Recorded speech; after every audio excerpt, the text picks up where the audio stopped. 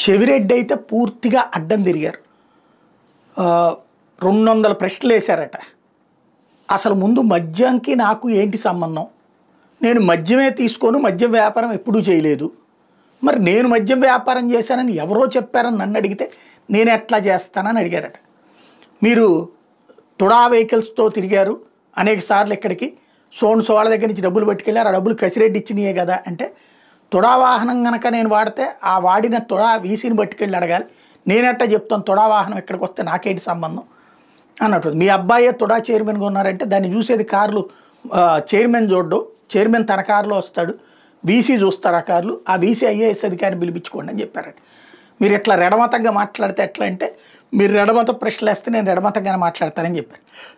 అదే సందర్భంలో ఎవరెవరో ఇక్కడ ఉన్నారో మీ అందరి పేర్లు నాకు తెలుసు.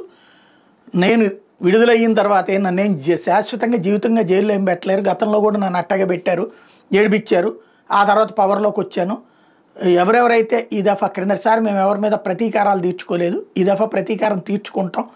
ఎవరెవరు అధికారులు ఉన్నారో వాళ్ళందరినీ మీ సిట్ ఆఫీస్ ఎదురుగుండానే ఇల్లు తీసుకుంటాను, మీ అందరి జాతకాలు తేలుస్తాను అని ప్రకటించారట. అదే సందర్భంలో వీళ్ళు మామూలుగా అందరి దగ్గర ఒక అలవాటు చేస్తున్నారు కదా, వీళ్ళే ఓ స్టేట్మెంట్ రాసేసి దాన్ని ఆ పర్సన్ చెప్పినట్టుగా విచారణలో రాసి సంతకం పెట్టమని చెప్పి ఆ కాగితాలు ఇస్తే చించి అవతల పడేశారట. నేను ఇవ్వని స్టేట్మెంటు మీరు రాసేసి మీరు చెప్పింది నేను ఇచ్చినట్టు ఎట్లా చేస్తానని.